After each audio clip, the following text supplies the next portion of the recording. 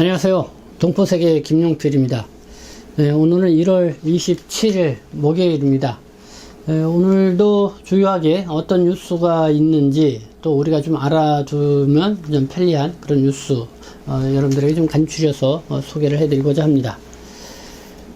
먼저 오늘부터 이 중대재해처벌법이 50인 이상 사업장이 본격적으로 시행이 됩니다.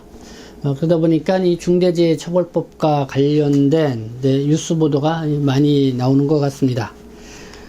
그래서 여전히 이 중대재해처벌법이 이렇게 나오고 있지만은 이 법 적용 범위 어디까지 해야 되는지 여기에 대해서 아직 기준이 모호하다. 그래서 좀 혼선이 일고 있다라는 그런 뉴스도 있는데요. 어쨌든 이 중대재해처벌법에 대해서 이렇게 사업체라든가 이런 건설 현장 이런데 분위기가 이제 많이 달라질 것이라 이렇게 예상을 해보게 됩니다. 그래서 이 중대재해법 처벌법 관련돼서 좀 여러분들에게 오늘 좀 더 보충해서 말씀을 드리도록 하겠습니다. 두 번째는 이 오미크론 이 확산세가 아주 장난이 아닌 것 같습니다. 지금 2월 설 연휴가 끝나면은 하루 신규 확진자가 2만에서 5만 명까지 발생할 수 있다. 이런 얘기도 나오고 있습니다.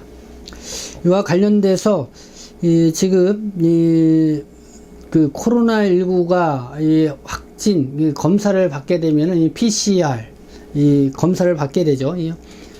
그래서 유전자 증폭 검사라고 하는데, 근데 요게 이제 2월 3일부터는 이 PCR 검사 대상이 조금 제한적으로 받게 됩니다. 그래서 그 내용도 좀 여러분들에게 소개를 해드리고요.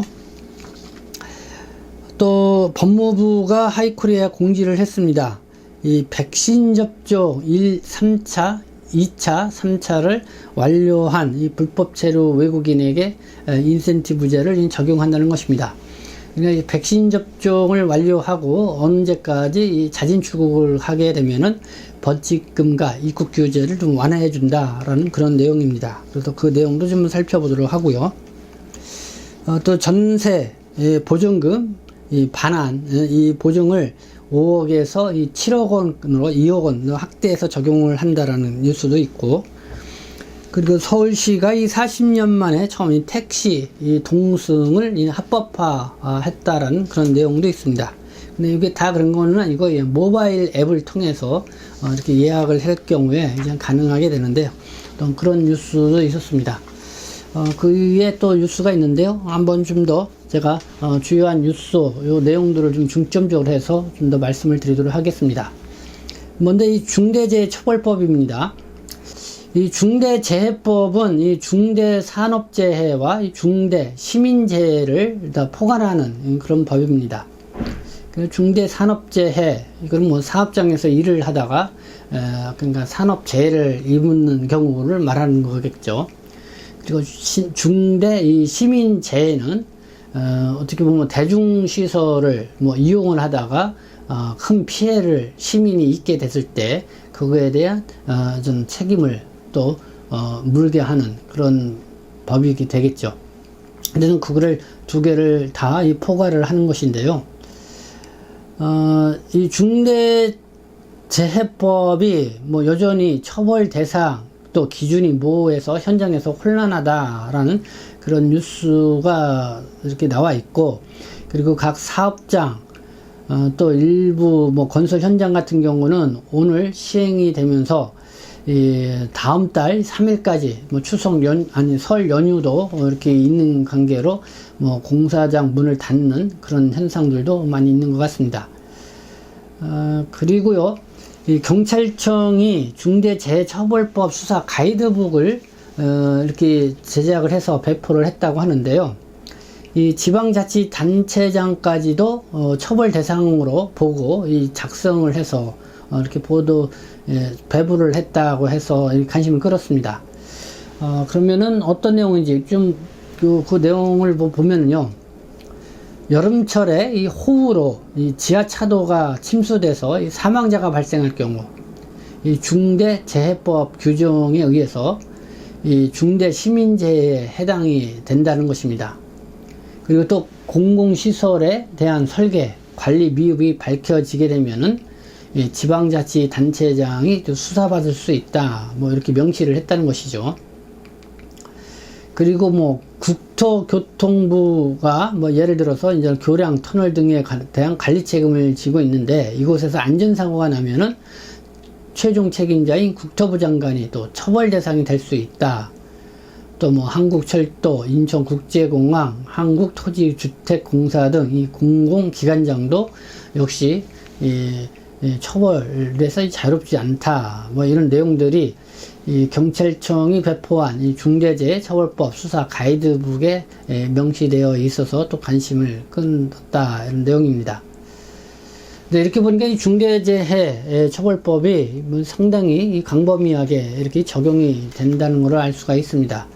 근데 이거에 대해서 기준이 뭐하고, 여기 대해서 각 사업장이나 이런 쪽에서는 이걸로 인해서 여러 가지 많이 위축이 되고 있다라는 그런 보도 뉴스들이 있습니다.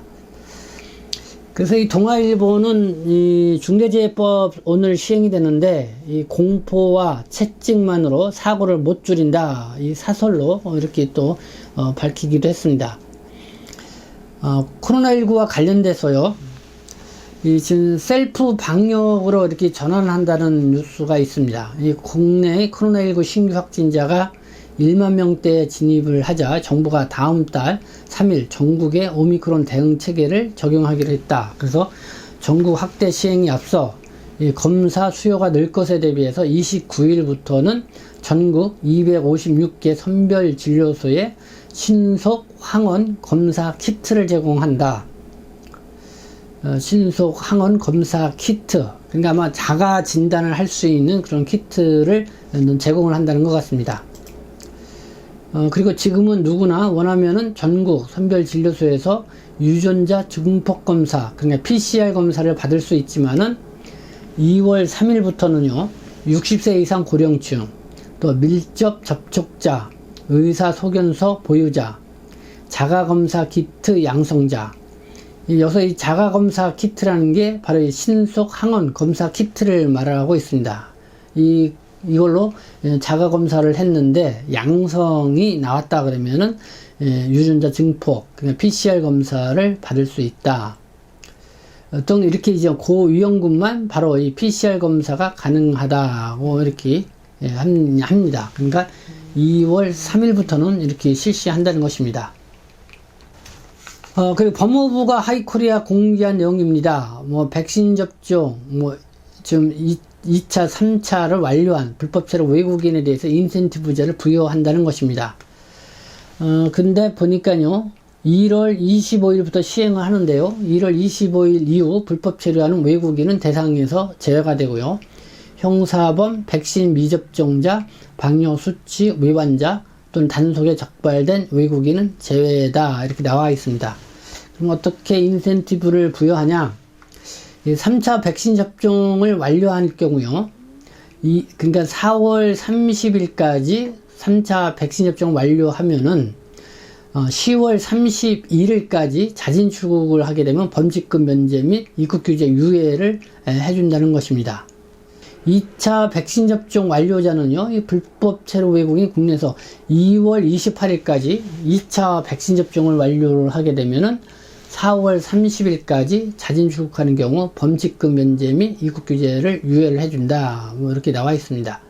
그러니까 주요하게 그렇습니다. 이 4월 30일까지 3차 백신 접종을 완료할 경우 10월 30일까지 자진 출국을 할 경우 범칙금 및 또 입국 규제 유예. 2차 백신 접종자는 2월 28일까지 2차 접종을 완료할 경우 4월 30일까지 자진 출국하는 경우 범칙금 면제 및 입국 규제 유예해준다. 뭐 이런 내용이 주요 글자 내용인 것 같습니다. 그리고 이 북경 동계올림픽에 이 박병석 이 국회의장이 또 참석을 한다고 합니다. 어제는 황희 문화체육관광부 장관이 올림픽에 정부를 대표해서 참여한다는 소식을 전해드렸는데요. 박병석 이 국회의장도 이 북경 동계올림픽의 개막식에 참석을 한다고 하는데요. 이에 대해서 이 중국 정부가요, 어쨌든 외교부죠, 이 대변을 통해서 이 박병성 의장의 이 개막식 참석을 환영을 한다라는 그런 또 메시지도 내서 또 관심을 끌었습니다. 네, 오늘 1월 27일, 네, 오늘 뭐 주요한 뉴스들, 어떤 관심을 가질 만한 뉴스들 간추려서 여러분들에게 말씀드렸습니다. 네, 지금까지 시청해 주셔서 감사합니다. 저는 동포세계신 대표 변육장 김영필이었습니다.